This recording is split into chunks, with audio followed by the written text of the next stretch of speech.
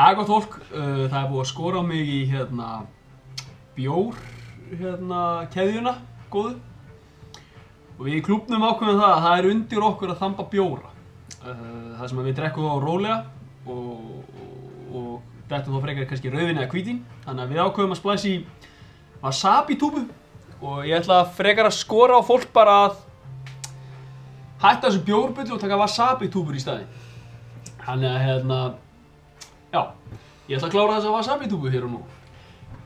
Ég átti að gera þetta ber ofan en ég þótti það, já, mér þótti það betri hugmynd að vera í fínum fötum í staðinn.